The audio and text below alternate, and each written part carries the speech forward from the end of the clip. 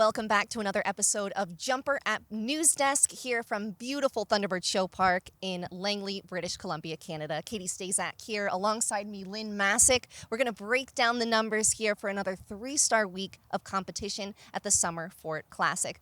Lynn, if the competition is anything like we saw in last week's Grand Prix, we are in for a real treat. I can't wait. It's going to be absolutely amazing this week, I think. Kyle King was absolutely sensational with Etalon in our Ani Grand Prix at the Summer Fort Welcome. Can he repeat again? We'll let you know in a few minutes. We're going to start out first with some clear or not clear.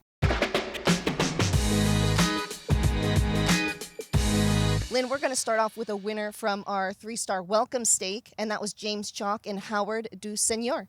Yes, I actually am really hoping that James is clear. I'm going to go with clear. I know it's a step up for the horse, but he jumped fantastic last night, and I think he is going to be clear. This is an up-and-coming horse, still a little bit of a new partnership, but boy, do they look good. This horse just seems to get better and better, and they're finishing in the top 10 at a 50% rate at 145, stepping up now to 150, but I think they're ready. Absolutely. Let's take a look now at Christopher Lowe and Cunningham 4. They were super in the Grand Prix on Sunday, finishing in the top 10. Absolutely. Christopher Lowe is always really fun to watch, and Cunningham is such a great jumper. Sometimes they're a little bit slow. I'm going to say Chris is going to try his best to stay under the time allowed. We're going to go with clear. And they're actually jumping clear to 36% rate right now at meter 50. Very impressive. Carrie Roofer, she has been on fire with Stern de Folletti. What do you think about her chances of jumping clear?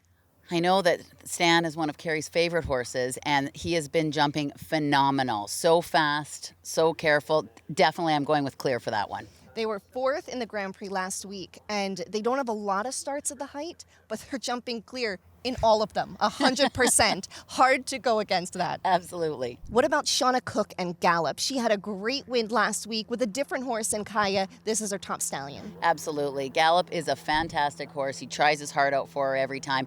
She hasn't had that much experience on him this year. I am going to go with not clear for this one today. And relatively inexperienced at this height as well. Absolutely. Okay, one last for you. Justin Prather and Easy Ace. If Justin goes clear, he will be very fast in the jump off. It is for sure a step up for this partnership, though. I'm unfortunately going to go with not clear. They're finishing in the top 10 at a 20% rate at this height, but they're still looking to break through with a clear round. Right.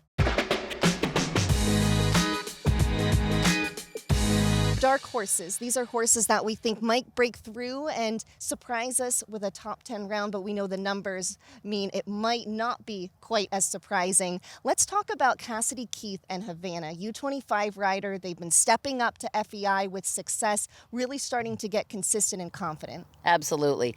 Cassidy is a great competitor, and Havana tries her heart out. She jumps very high sometimes, but she definitely could have a chance to break through. They're actually averaging less than a rail at meter 50, really consistent at the 145 height, 50% clear at that height. So I think it's a little bit stepping up still for them, but they are totally ready. Absolutely. What about Sambur's Darvel? She has been great with the up-and-coming Chic de MZ. I think that mare has really been answering a lot of questions. Absolutely. That mare's been jumping fantastic and such a favorite of Sam's. Definitely could break into the top 10. They've made just 3 starts at a meter 50, but they've been clear in 2 of those 3 starts. Not a bad start. Very good stats. All right, what about Samra Heinrichs Pratt and Peninsula Splanky? They put on quite a show in the welcome. They were last to go and rallied for 3rd.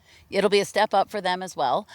She had a very good Spruce Meadow. She was fantastic in the welcome, so hopefully they can do it. I think they could break through, and if they do, they have a huge cheering section here they at Thunderbird Show Park. absolutely do.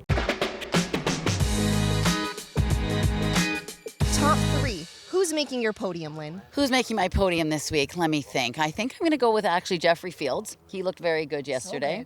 So Vanessa Mannix is really hard to bet against her. And I think I'm going to go with maybe Christopher Lowe. We're going to go for some fun. I would absolutely love to see that.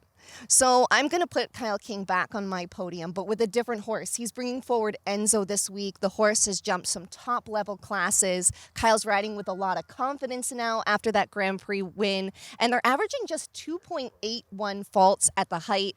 Also clear 42% of the time at meter 50. I think this is going to be a very confident fit for them. I'm also going to add in Matthew Sampson. He won 6 classes. That was international and national. 6 wins last week at the Summer Fort Welcome. He is not bringing forward Ebelenski, who was his top mount. He's saving that one for a week, but he is going to bring forward Kurgway Obo's Flight, who is probably nearly unbeatable. They had the winning time with just a rail in the Welcome, but going to bring forward that one for the Grand Prix. And I think they did jump clear in that Grand Prix with one in the jump off. I think they can break through. And then I'm going to include Carrie Rufer and Stan. I mean, they've just been sensational, and the numbers say that you have to include them. Absolutely. So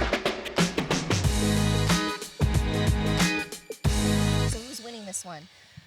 It's hard to bet against Matt Sampson. I know I didn't pick him for my podium, but I do think he's probably going to come through and win for us on Sunday. Hard to go against him, but I'm going to give Kyle King the edge again and see if he can beat him. It was so fun to watch him last week, and I'd like to see that again. It's going to be a great class. If you're watching at home, you can tune in and watch our Grand Prix this week. It is the ATCO Cup Grand Prix. 3-star meter 50. Anderson Lima is course designing, and that is happening right here on tbird TV. So that's at tbird.ca. And of course, if you want to dive deeper into the numbers and make your own picks at home, you can download the JUMPR app. That's JUMPR app, wherever you download your apps.